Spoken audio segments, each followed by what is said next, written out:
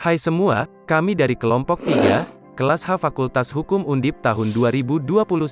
Kita bahas yuk, tentang konsep dasar hukum pajak, disimak baik-baik ya. Oh, sebelumnya, kita kenalan sama anggota kelompok kita dulu ya, soalnya kalau gak kenal kan biasanya gak sayang. Halo, perkenalkan nama saya Muhammad Adrian Akbar dari kelas H. Halo teman-teman semua, namaku Maharani Ardana Suara. Aku Giovanni Daniel. Aku Nizak Hidayat. Aku Diva Karimina Pasa. Udah kenalan sama anggota kelompoknya. Yuk, kenalan juga sama hukum pajak. Menurut Rohmat Sumitro, hukum pajak ialah suatu kumpulan peraturan-peraturan yang mengatur hubungan hukum antara pemerintah sebagai pemungut pajak dengan rakyat sebagai pembayar pajak. Pajak kan dipungut, memang ada alasan pembenarnya? Tentu ada. Pemungutan pajak adalah untuk kepentingan pemungut. Pemungutan pajak adalah untuk kepentingan yang dipunguti. Pemungutan pajak adalah untuk kepentingan kedua-duanya, yaitu pemungut dan yang dipungut. Terus, memangnya hukum pajak itu kedudukannya apa? PJA Andriani menyatakan bahwa bagaimanapun juga, lebih tepat memberi tempat sendiri untuk hukum pajak di samping atau bisa dibilang sederajat dengan hukum administrasi negara. Bicara soal pajak, kira-kira siapa ya, subjek dan objek pajak? Subjek pajak biasanya merupakan orang pribadi ataupun badan dalam hukum pajak. Nah, sedangkan objeknya, biasanya itu setiap penghasilan tambahan atau kemampuan ekonomis yang diterima atau diperoleh oleh wajib pajak atau subjek pajak.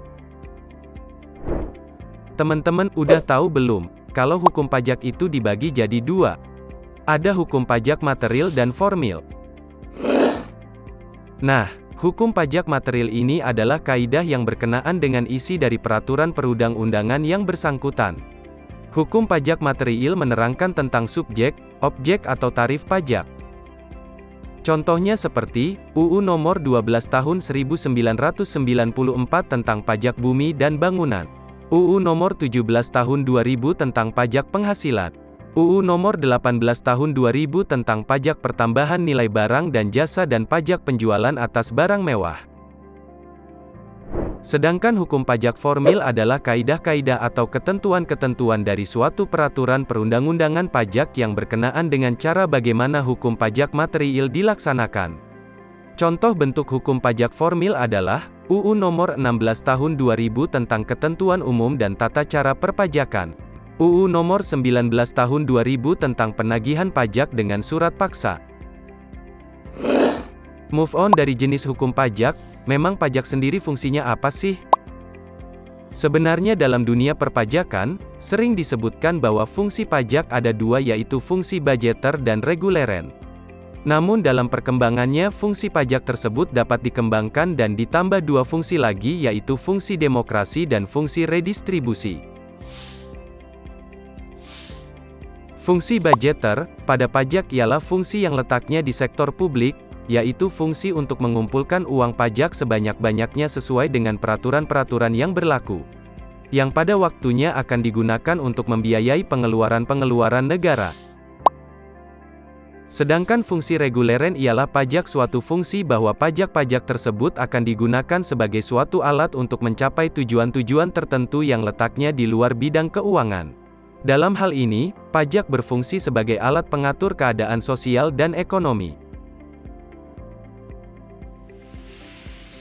Fungsi demokrasi pada pajak ialah suatu wujud sistem gotong royong dalam kegiatan pemerintahan dan pembangunan demi kemaslahatan manusia. Fungsi demokrasi pada masa sekarang ini sering dikaitkan dengan hak seseorang dalam memperoleh pelayanan dari pemerintah.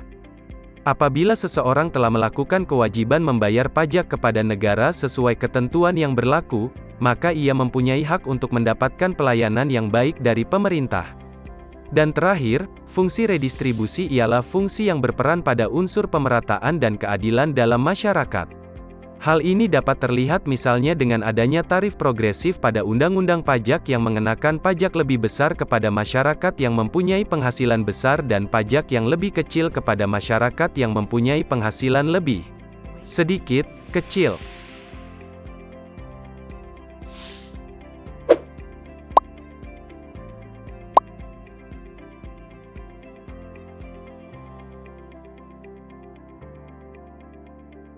Sekian dulu yang dapat kita sampaikan ya, terima kasih atas perhatiannya.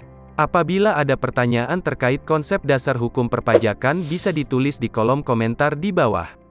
Semoga bermanfaat dan semoga hari kalian menyenangkan.